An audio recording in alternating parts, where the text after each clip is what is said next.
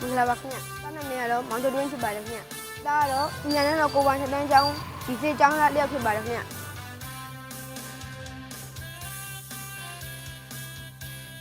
ခုတက်နေတဲ့ကိုပိုင်ညနေတော့ကိုပိုင်ထတန်းကျောင်းကတော့တကယ်ကိုကောင်းမှုပါတယ်ခင်ဗျ။ဟုတ်ညနေတော့ကိုပိုင်ထတန်းကျောင်းမှာတက်ရတာတကယ်စိတ်ရင်းနေမှုရှိပါတယ်ခင်ဗျ။ဒီကညနေတော့ကိုပိုင်ထတန်းကျောင်းဆရာသမားရဝိုင်းဆရာမကြီးဖြစ်တဲ့အတွက်တင်ကြားမှုတကယ်ကိုကောင်းပါတယ်ခင်ဗျ။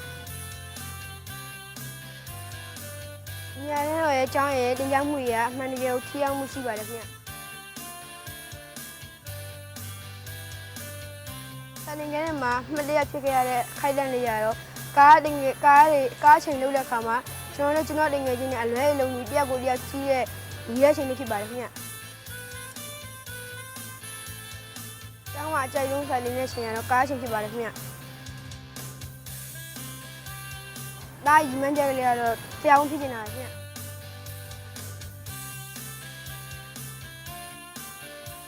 ဒါကိုဒီချက်ရဒီစမငါပဲဆက်ရှိလိုက်ရင်လည်းတင်ကြပြပါခင်ဗျ။ဒီချက်ပြုံးလိုက်ရင်လည်းရမ်းရှိဖို့ကောင်းပါတယ်ခင်ဗျ။ကျောင်းလက်ရှိနဲ့တင်ငယ်ချင်းတွေအားလုံးပညာနဲ့တော့ကိုယ်ပိုင်တဲ့ကြောင့်ဆရာဆရာမကြီးရဝိုင်းဆရာမကြီးဖြစ်တဲ့အတွက်ကြောင့်တကယ်ကိုတင်ပြကောင်းပြီးထိရောက်မှုရှိပါတယ်အဲကြောင့်ပြန်လဲတော့ကိုယ်ပိုင်တဲ့ကြောင့်လာရောက်ဖို့ဖိတ်ခေါ်ပါတယ်ခင်ဗျကျေးဇူးပါခင်ဗျ